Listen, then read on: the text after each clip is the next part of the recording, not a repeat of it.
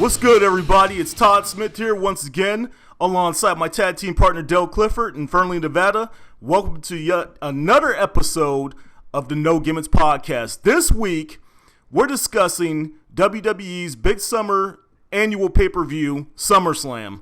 So, let's get right into things here. So, Dale, Brock Lesnar and Randy Orton went at it, and Lesnar completely destroyed Orton, leaving him in a pool of his own blood. What's your take on this, man? Highly disappointed in how this match kind of went. You know, they were really trying to build it up for something. Randy Orton hit a couple RKOs, and then obviously they did nothing to a Brock Lesnar show. You're kind of seeing the power of the RKO when it comes to trying to tame a beast. Not very much. Yeah. The interesting thing I wanted to that I found here is how Lesnar kind of went to this ground and pound, busted open Randy Orton, when I know that we've been dealing, or the WWE has been dealing with all of this comments said by Conor McGregor and the call out of what type of men the WWE has. Yes. This could have been a shot fired back from Brock Lesnar to the UFC world that WWE's got some pretty good tough men as well. Very well could have been, because I'm telling you, that was brutal. Okay, I have seen Randy Orton take some beatings over the course of his career, but never like what he took tonight from Brock Lesnar. Brock literally just got on top of him and started wailing on him with his fists, and then he hit him with two elbows, like right at the very end of his elbow, and he just busted him right open.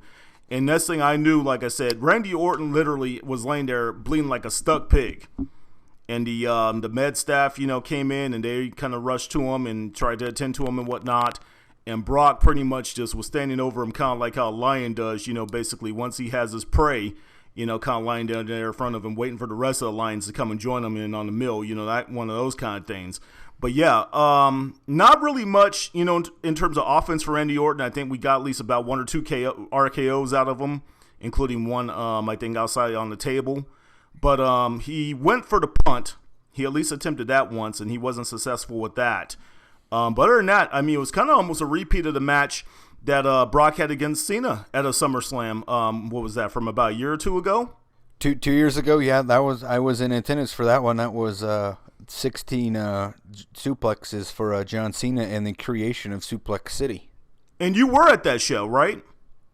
Yes. Where did that one take place at? That one was in the Staples Center in L.A. Okay, that's why I thought, yeah. So, no, that's where this whole Suplex City craze started. But, I'm not really exactly sure what they accomplish here. The one thing that I'm seeing, though, is that the SmackDown brand is looking very weak right about now. Brock, if it wasn't enough for him to just absolutely decimate Randy Orton the way he did, he even took insult to injury, and he laid Shane McMahon out with an RKO, or excuse me, with a F5 as well. So it's kind of like, not only is the Authority looking weak on the SmackDown roster, but also the wrestlers themselves, right? Very much so. But again, I just think this is the whole moniker of Brock Lesnar, and they want him to continue to be their monster force that really, he is on the Raw roster, but technically he is just the bread and butter for WWE. Yes. So, look out there, Connor. I think whatever, you had to say was definitely heard by the guys over here in the WWE roster, so it should be interesting to see how this story unfolds. So, moving on here, we had a scheduled match for the U.S. Championship between Rusev and Roman Reigns. Now, this was supposed to be a match. However, before the match even got started, Roman and Rusev just completely, just went at it on the outside of the ring, and they brawled around ringside. And the match never even officially got started. Basically, the officials came out. They had to kind of pull them apart. And then we got the announcement that Rusev was not, allowed to continue in the match. And then just pretty much, Roman had to kind of put the cherry on top of the cake by coming out and hitting him with one of his spears before he actually left the ringside area for a second time. So what was your take on this whole melee, Dale? I just thought it was a big old waste of time. Yep. I just absolutely loved the fact that they had to make the announcement that Rusev could no longer compete in the match, even after it was Roman Reigns had already left the arena and was backstage. Yeah. It was kind of like, it was like, no kidding. Yeah, we know that that pretty much the match is not going to take place at this point. Yeah, why they even kept this here, I'm not sure. They could have just went ahead, I think, and, even possibly consider canceling the match and just, if they want to actually have those two go at it for the U.S. title, just give it to us tomorrow night on Raw. Why waste that time there? Because you always know that technically the co-main event and the main event have a slash match in the middle. A cool break down up the match. Momentum, and that's exactly what this thing was designed to be. They didn't want to follow Rollins and Balor with Lesnar and Orton, which I don't think made sense anyway. I absolutely think it was just the dumbest move to me to end a WWE pay-per-view without a title on the line. I agree 100%. I could not agree with you more. And I mean, you're introducing this new title, the WWE Universal Championship, and you have it as the third to last match on the night. So I'm just kind of like, I don't quite get that booking style either there. Which leads us to this next match. So we had Seth Rollins versus the Demon King himself, Finn Balor. Finn Balor was victorious by defeating Seth with the coup de grace finisher that he uses. This was a pretty good contest here. Got a decent amount of offense out of both guys. Some nice exchanges between the two of them. Even Seth pulled out his God's Last Gift finisher, the small package driver, which he has not used since he's been over there on the main roster. I think the last time I saw that was when he was still going by the name of Tyler Black over in ROH. So, what's your thoughts on this one, Dale? I thought it was a good match, but I just want to say that I think the crowd in attendance did not treat Finn Balor as he should have been treated. I agree. When that match ended. Yeah. The overall reception for the Universal title does not appear to be all that good, and they unjustly took it out on Finn Balor. This dude needs to be respected for the performer that he is, the outstanding performer that he is. That match needed to be respected for how good it was, and he was booed as soon as he took the title off of the table, and that, to me, is just not right. Yeah, it's a disgrace. And me and you had a conversation about this prior to the beginning of the No Games podcast, and we kind of have different thoughts on this. I myself did not really think that the belt looks all that bad. I mean, in terms of it having its own identity, it is basically a Pele swap of the WWE heavyweight title that Dean Ambrose currently holds, except for it has red letter behind it as a background rather than black letter. But I just don't think it's that bad looking. I mean, I've seen way more hideous titles in the WWE. Case in point, the tag team titles, which they're using currently, which are just absolutely hideous. If anything needs a makeover, it's those. But, getting back to the match itself, pretty even contest. And, I got to see Seth kind of break out, like I said, some of the moves that he hasn't in a while. He even brought out the Phoenix Splash, which he was not able to land. But I think I also see him use his knee strike that he was delivering from off the top ropes there, kind of like around the time when he was with the Shield. Some good stuff out of Finn too. Finn likes to use drop kicks a lot. That's something that he seems to be a big fan of. He's always hitting that running drop kick from corner to corner. But I also saw a nice DDT from him as well throughout the course of that match. Any further thoughts on this, Dale? No, I think you covered it pretty well. Again, great match, and my just biggest takeaway is that I just absolutely think the crowd killed it because they didn't receive the title belt fairly well. And my only knock on it is I'm not complaining. I think the design that they currently have for the titles is great. I just am kind of disliking the fact that now you have the Universal title, the WWE World Championship, and the Women's title all look the exact same minus some color changes. Yes, that's my only dislike to it. Yeah. Hey, to each their own. Moving on here to the 6 women tag match, which featured Naomi, Carmella, Becky Lynch taking on Natalya, Alexa Bliss, and a returning Nikki Bella, who's been off screen for quite some time here. Pretty solid action here in this women's match. I absolutely love Naomi's new entrance. Okay, that's pretty cool how they kind of dim the lights there for her, and she's wearing the kind of glow neon glow inspired outfit, and even her hair kind of glows a little bit, and she's dancing the whole entire way to the ring. It just kind of, it shows off her energy and her charisma and whatnot. Kind of helps her connect with the crowd. Some pretty good stuff here, especially from Nikki. You were saying this, that basically she, was wrestling her first match after being off, screen for almost close to how many months was she off for, Dale? Do you have any idea? The surgery was in January. Okay, so the better part of a year, and she had net surgery, and yeah, she came out looking pretty strong overall. You have anything further to say about this one? No, I just think I think this match was kind of high on the card. I thought it should have happened a lot sooner. Yes. But I believe that the reason why it was held is the return of Nikki Bella kind of gave some boost to this match, and if she's going to be a add to the SmackDown roster, which obviously this was featuring all SmackDown women. Yes. So if she's getting added to the SmackDown roster, I think that will greatly improve their division. Mm-hmm. So it's a much needed add there, and I definitely like seeing her in this match over Eva Marie. But I will say, yes. More so than I'm going to break down this match, I'm just going to kind of throw this out there. I don't know if the timing was all similar, but I really now am starting to speculate the true nature of Eva Marie's suspension. It's like she is just absolutely terrible in the ring, and this just opened the door completely to allow Nikki to slide back in without any further need. You could just make her a surprise return at SummerSlam, and boom, there you go. So I might kind of start speculating a little fishiness with Eva Marie's suspension. You gave that one 2 claps in a Ric Flair, I believe, when you heard that Eva Marie had been suspended. Am I not correct? Absolutely right. Yeah, and it's tough for me to argue with you on that one. Yes, she might be very appealing to the eyes, but my goodness, like I said, she is just so easy to dislike because she is absolutely terrible in the ring. She has absolutely no skills, no presence in the ring whatsoever. So the whole gimmick that she kind of had for the last couple of weeks where she's finding excuses to get her way out of matches is just so fitting for her and just so easy for her to be hated. Like I said, if she could just somehow develop any sort of a way to put on a decent match, she actually would be an effective heel, if nothing else, on the SmackDown brand over there in the women's division. Moving on to the WWE World Championship match here. So we had Dean Ambrose going head-to-head with Dolph Ziggler. You said that you had absolutely no faith in Dolph Ziggler winning this match. Tell us why, Dale. He's just been too mid-card for too long. Mm-hmm.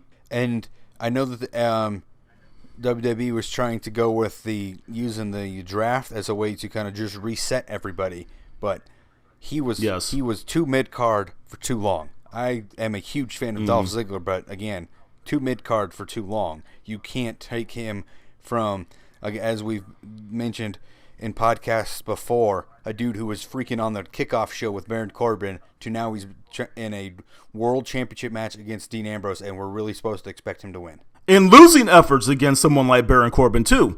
That's the thing. You made the reference, I think you had said something along the lines of the whole, the light that they flash on you in that movie Men in Black, how they expect for you to forget everything. And all of a sudden you're supposed to think, that there's a shot that Dolph Ziggler has a chance to compete for the title. There had been the whole story, that came out this week. You said that you weren't buying into it about Dean Ambrose having some heat on him because of some of the things that he said on the Stone Cold podcast. Speaking of podcasts, heat still might exist, but it wasn't going to stop him from losing to Dolph Ziggler. Mm-hmm. And see, that's the way, your path of thinking was different than mine, and yours turned out to be correct. I actually bought into it. I said if this guy went out there and actually made some negative comments about Triple H and Vince McMahon, and he also had some very unpleasant things to say about Brock Lesnar during their match that they had at that show that we care not to mention on the No Gimmicks podcast, the past WrestleMania, which took place, which featured a very half-ass match between Dean Ambrose and Brock Lesnar. What was supposed to be, I think, what was it, no disqualification, or was it a street fight match, I believe, that they had? It was like either one. It was like same rules. One of the two, basically. But the rules weren't really even needed because they hardly even did anything that really, fell under no DQ. But yeah, he just kind of commented that Lesnar was lazy and whatnot. And I guess there was some heat on him, and there had been some speculation that he might drop the title. But as we can see, that did not take place. Ambrose hit Dolph Ziggler with the Dirty Deeds, and he wound up retaining the WWE World Heavyweight Championship. So another title match that was featured on SummerSlam tonight. The WWE Tag Team titles, we had the New Day versus Dr. Anderson and Dr. Gallows. So this was probably one of my least favorite matches tonight. I absolutely hated the ending of this match, and I really wanted to see Gallows and Anderson go over. I think, it's serving a purpose by this whole, thing with them doing the whole ring post-itis and all that stuff. It's kind of giving them an opportunity to show their personalities a little bit. But really, this angle was just really making them look bad, especially if they come out of it without actually having the title. So anything else you have to say about this, Dale? No, I absolutely did not like the ending. Not a huge fan of the fact that New Day is retaining and they're going to now surpass 365 days as tag team champions. Mm-hmm. Watch out, Demolition. I kind of thought their time had come. And as soon as I said that, my wife's, because this match followed the Intercontinental Championship match, which was a couple matches before, but my wife was angry at the way that one turned out. And she's like, I'm so tired of The Miz. And she's like, why aren't you? And I was like, because The Miz is awesome. And I'm like, I'm tired of the New Day. So basically, we went back and forth on that one about whose title reign needed to end before the other. Yeah, I have a friend named Dee who was a subscriber and a loyal follower of the No Gimmicks podcast, and she is a huge fan of the New Day, and she absolutely hates the way I pick on him, make fun of him, and call him a human pack of sweet tarts and all that. And I had a similar interaction. I was sending her a text message. I just said, yeah, the human pack of sweet tarts, they're going down. I was like, Anderson and Gallows are walking away with those titles tonight, and it was almost right around the time when I sent that text message that Big E made his triumphant return. So, yeah. Which I said would be the one reason that New Day would retain would be the shocking return of Big E that I didn't really see as much of a shock. No, not much of a shock at all. And Jon Stewart, please, I am asking you, for the sake of all of us, don't attempt to dance again, okay? That was just one of the ugliest things I saw out there during the course of the pay-per-view tonight. Moving on. Now, this here was my favorite match on the card. A hell of a match featuring AJ Styles and John Cena. And surprisingly, AJ Styles, for the second time, comes out on top over John Cena. And this time it was cleanly. This is kind of marking, you had texted me a message. I think you had said, is John Cena done? And I said, no. I said, he's too young. He is not done, but his time on top of the card in the WWE is over with, right? Well, I just think there was some type of symbolism there a little bit with the arm sleeve coming off. The armband? And him leaving it in the ring. But, yeah, I don't believe he's completely done, but I do believe that the main build of John Cena has seen its time. I think he's now going to be on a really reduced role. Yeah. Because, obviously, he's got so much more going for him now outside of the ring. Mm-hmm. There was some good stuff featured in this match here. I'm talking about that human torture rack drop that AJ Styles did. I also saw him do his own version of the attitude adjustment, but instead of actually just dropping Cena flat on his back on the mat, he actually stuck his knee out. I think someone had made reference to the fact, I think Goto, I believe, one of the wrestlers from over there in New Japan, I guess, was the one who showed him how to execute that. And also, Cena came out with something new, too, that I hadn't seen him use before, where he kind of had AJ set up for a power slam, and he swung him over his shoulder and hit him with, like, the TKO. Oh, yeah. That was yeah, so Cena came out with a couple new tricks up his sleeve, too. So, yeah, this was a very, very well-worked match. Match of the night. Definitely, without question. I think we're on the same page on that one. He hit the attitude adjustment from the second rope, I believe. Yeah, definitely some good stuff here. Cena brought it, because it used to be that somebody like AJ would have to carry John Cena. But like I said, the best year of wrestling I've seen for John Cena so far was 2015.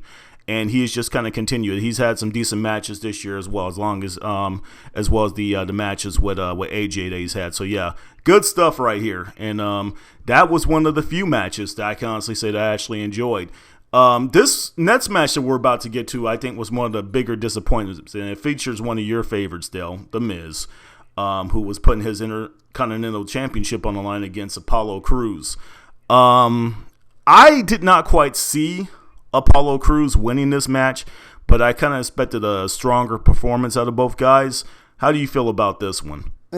the match, again, not great, and I definitely can get the sense of why everybody wants the Miz's run to end. I only kind of just antagonize with it because I have the that connection with the Miz when he made the stop in Reno. Here. Yeah, me and you both. So, me and you both. Outside of that, really, this match was, you kind of saw some interesting things out of Apollo Crews. It was like that showed off his versatility and what he could be. But again, I just didn't think he was ready. So Miz goes over. He continues on with his world tour. And then two other matches that we'll get to here because we're pressing on our time here. We got the WWE Women's Championship, Sasha Banks versus Charlotte. Disappointing with that one. It was a pretty good effort. Disappointing. I'm very surprised with the end. Very surprised. Did not see Charlotte going over in that one. Me neither. I will say though that the this women's championship match, because I know that when we came in, we were trying to pick between Asuka and Bayley from the NXT Women's title, or this one for which one was going to be the better of the weekend. I definitely think this one was the better of the weekend, but that's not saying. Yes, it was, and it's not saying much because, like I said, we'll get on to that match between Bayley and Asuka once we do our NXT Brooklyn recap. But my goodness, that I want to say it looked like it was supposed to be a sidewalk slam that she was trying to deliver to Sasha Banks from off the second rope where she just almost dropped her flat on her head. That looked ugly. That looked ugly early in the match. And thankfully, Sasha was okay and she was at least able to continue. But yeah, there were some spots in there, like the proper name for the move they refer to as the Razor's Edge, but it's actually called Splash Mountain. That power bomb set up from off the second rope that she reversed and hit her with the Frankenstein, which looked really cool. By the way, but I'm just saying some of the spots in that match just looked a little sloppy and looked borderline botched, in my opinion at least. You feel the same? Yeah, it is what it is. It's like I said what I wanted to say on this match. So also, we got Jericho, the newly formed tag team of Chris Jericho and Kevin Owens, who took on Enzo and Cass. So, unfortunately, I thought that the show began at 8 p.m. tonight. But I was wrong, wasn't I, Dale? Yes, you were. You missed three kickoff matches, which one was only really worth watching. That was Sheamus and Cesaro. In the beginning of this tag match, the show started at 7. Yes. I didn't get the memo, I guess. Anyhow, so yeah, if you want to kind of go over this one real quick, Dale. It was okay. We definitely saw some good things from all parties involved. I definitely one of the lower ending tier matches, though, out of the realm of Jericho and Kevin Owens that we've seen from them. We know what type of pay-per-view quality they can deliver. Yes. So I think that's going to take a step back for Enzo and Cass, again, kind of showing where they make their money right now is the promos that they cut before the match. Yes. Mm-hmm. An absolutely killer promo again, but that's where they're making their money right now. It's not so much their in-ring stuff, and then so I'm not really surprised that KO went over in the end. And then, like I said, there was 3 kickoff matches before the actual main card. The only one to me that really mattered was Sheamus and Cesaro kicking off their best 7 series, which saw Sheamus go over. It was a pretty good match. I definitely think it's on our list of reviewed matches for top matches of the month of August. So it'll be interesting to see if we break that one down and slide that one in. We have a decent amount of those now. We're trying to narrow those down a bit at this point. Yep. Yeah. Yeah, so, I mean, overall, I think we both agreed SummerSlam was an okay show. I think if I had to give it a grade on a scale of 1 to 10, I'd probably say about a 7. How do you feel? Yeah, I'm 6-7. I didn't like the way the card was set up. I did not like having Lesnar and Orton as the main event, especially over a title, and then not to mention just having a title that didn't even have a champion yet. And it's supposed to be your main title for your flagship show, and it's your third main event. I expected more. Overall, I expected more. I think NXT Brooklyn really outshined the show, and like I said, I think this is the second year in a row that's happened where the NXT show has really outshined the main roster pay-per-view. So yeah, main roster, y'all gotta step your game up. But anyhow, that concludes our SummerSlam recap. As usual, this is what Dale and I do. We love talking about wrestling. We love delivering good content to our listeners with the No Gimmicks podcast. Please check out our YouTube page. Follow us on Twitter. Also, like us on Facebook. And usually during the early part of Mondays, I'll actually go ahead and put my my links up there for the episodes that we're posting for the week. So always feel free to share those links with your friends, family, and other pro wrestling fans. This week has actually been a very good week for us. You guys tuned in. You have really supported us. We actually got close to about 100 views, so we really appreciate that. Please keep on supporting us and checking out our episodes as we deliver them to you. So, for my tag team partner Dale Clifford out there in Fernley, Nevada, and for myself, Todd Smith, out here in Bristol, Connecticut, until next time around, y'all take care.